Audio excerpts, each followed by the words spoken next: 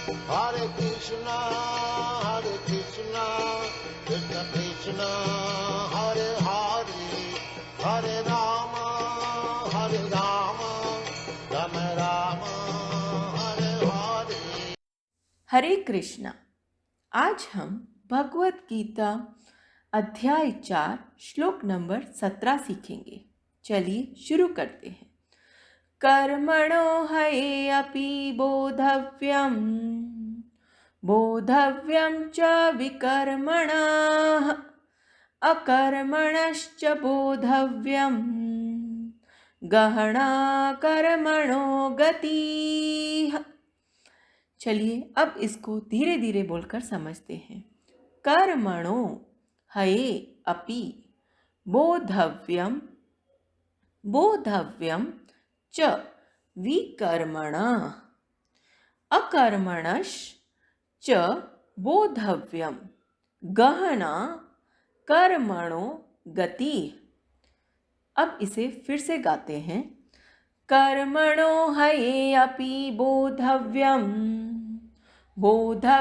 च विकर्मणः अकर्मणश्च बोधव्यं गहना कर्मणो गतिः। अब हम समझते हैं भगवान कृष्ण इस श्लोक में हमें क्या बताना चाहते हैं। कर्म की बारीकियों को समझना अत्यंत कठिन है, अतः मनुष्य को चाहिए कि वह ये ठीक से जाने कि कर्म क्या है, विकर्म क्या है और अकर्म क्या है। हरे कृष्णा।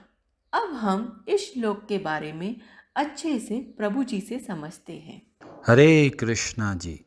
यहाँ पर भगवान श्री कृष्ण जनरली हम लोग जैसा देखते हैं कि सब लोग कहते हैं अच्छे कर्म और बुरे कर्म, पर भगवान यहाँ पर एक और कर्म के बारे में बात करते हैं जिसको बोलते हैं अकर्म।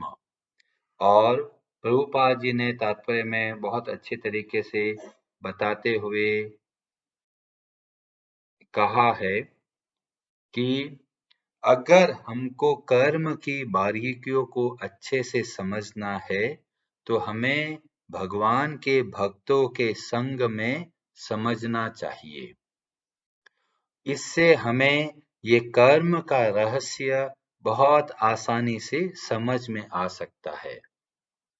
और पूरे भगवत गीता में भगवान इस बात को बहुत महत्व देते हैं कि ये बात समझें कि जो जीवात्मा हैं, हम सब हैं, वो भगवान के अंश हैं।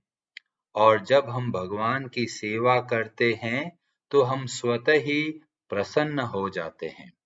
पर हम जब भगवान को भूलकर इधर उधर संसार के कार्यक्रम में लग जाते हैं तो ही ये हमें दुख पहुंचाते हैं।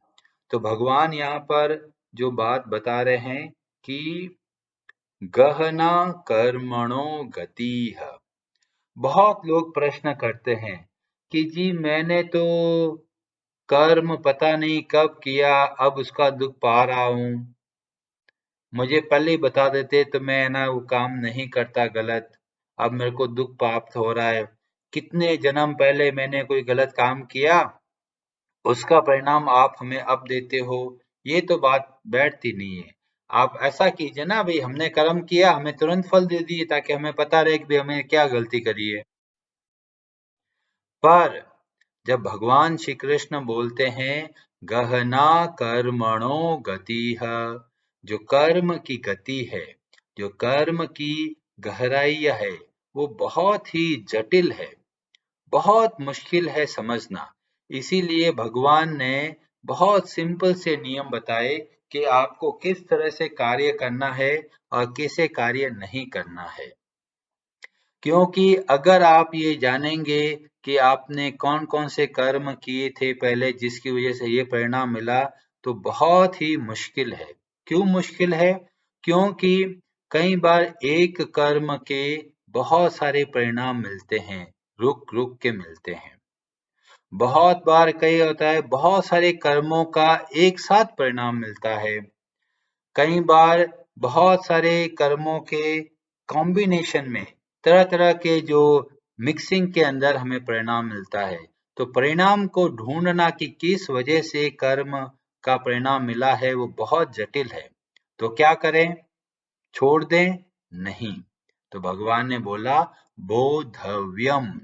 बोधव्यम का मतलब है हमको समझना है, पर ऐसे नहीं समझ में आएगा। प्रभुपाद जी तात्पर्य में बताते हैं भक्तों के संग में समझना पड़ेगा। और यहाँ पे जो 3 बातें बताई, कर्म, अकर्म और विकर्म, तो प्रभुपाद जी और गौड़ीय वैष्णव परंपरा के अनुसार जो तीनों के बारे में बताते हैं कि कर्म का मतलब है जो शास्त्र के अनुसार जो हम कर्तव्य कर्म करते हैं, सकाम कर्म करते हैं, भोगों की इच्छा रखते हुए कर्म करते हैं, वो सब के सब कर्म की श्रेणी में आते हैं।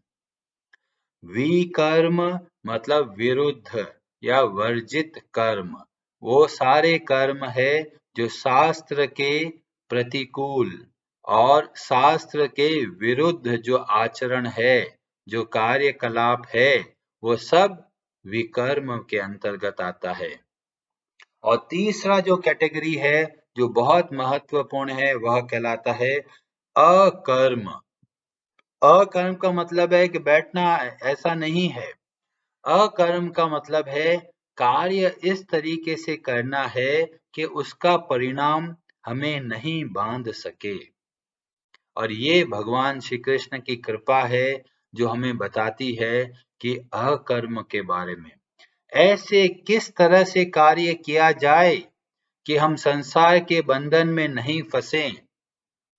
तो पूरा भगवत गीता के जो पहले 6 अध्याय है उसमें कर्म के बारे में बहुत अच्छे से बता रहे हैं। तो इसमें दूसरे अध्याय में भी बताया बुद्धि योग के बारे में, वहां तीसरा अध्याय जो कर्म योग कहलाता है उसमें भी बताया। तो बहुत बार भगवान एक ही बात को बता रहे हैं कि अगर आपको कर्म करना है तो इस तरीके से कीजिए कि वह हमको नहीं बांधे। और इसलिए भगवान ने बहुत सारे तरीके बताए। जैसे बोला भगवान ने योगः कर्मसु कौशलम, ऐसी कौन सी विद्या है जिस तरह से हम कर्म करें और कर्मों का बंधन हमें नहीं प्रभावित कर पाए। तो इसलिए भगवान ने बोला योगस्थ कुरु कर्माणि संगम त्यक्त्वा धनंजय सिद्धय असिद्धयो समो भूत्वा समत्वम योग उच्यते। जब हम किस तरह से कार्य करते हैं? योगस्थ। जब हम इस भाव से कार्य करते हैं कि हम भगवान के सनातन अंश हैं और भगवान की सेवा के लिए कार्य करते हैं, तो ऐसे जो कार्य किया जाता है वह हमें संसार में नहीं बांधता। क्यों नहीं बांधता? क्योंकि भगवान ने बोला कि जो कार्य यज्ञ के निमित्त किया जाता है, यज्ञ का मतलब भगवान की सेवा, यज्ञार्थात कर्मणो अन्यत्र लोको अयम कर्म बंधना। यज्ञ के अतिरिक्त जो भी कार्य आप करोगे वो संसार का बंधन है। और तो यज्ञ के निमित्त जो कार्य किया जाता है वो कैसा है? वह हमें संसार के बंधन से मुक्त करा सकता है। और इसीलिए भगवान इस बात को बताते हैं कि हमें तीनों के बारे में समझना चाहिए कि क्या कर्म है, क्या अकर्म है और क्या विकर्म है। और इस तरीके से जब हम समझेंगे तो हमें इस बात का ध्यान रखना है कि हमारे कार्य कैसे हैं।